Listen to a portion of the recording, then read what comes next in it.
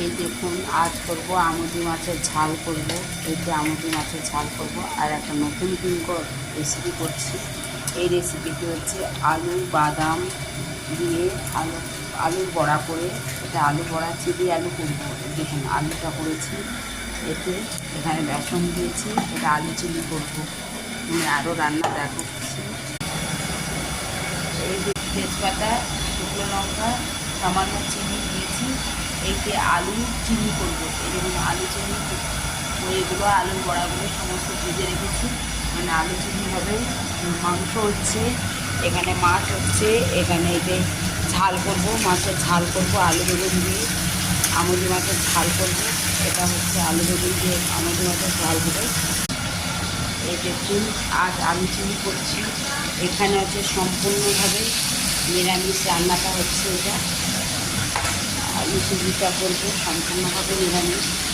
আর আলু বড়া খাওয়াটা ওই ওটা না রাখবো না, ওই চাই ওটার কোনটি আলাদা না, এ বড়া খাওয়াটা। আলু চিনি করবো। এখানে মৌরানা মাছের ঝাল করছি।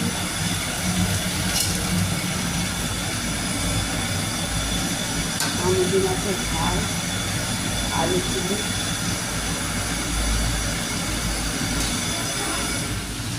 আলু চিলি করছি। এখানে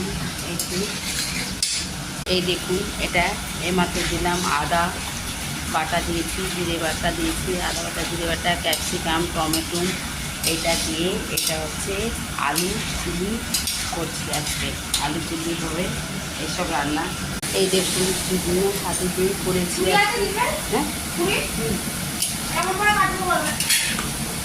কাট না দেখুন। এই দেখুন আজকে চিলি আলু করেছি। এই যে চিলি আলুটা পুরো কালারটা দেখুন, চিলি আলু করেছি। এখানে হচ্ছে মাংস হয়েছে। এখন হচ্ছে ডিম কষা হচ্ছে, এখানে ডিম কারি করছি, এখনও ডিম কারি বাকি আছে করছি। এইটা হচ্ছে নিম পাতা ভাজা হচ্ছে, নিম পাতা ভাজা করছি।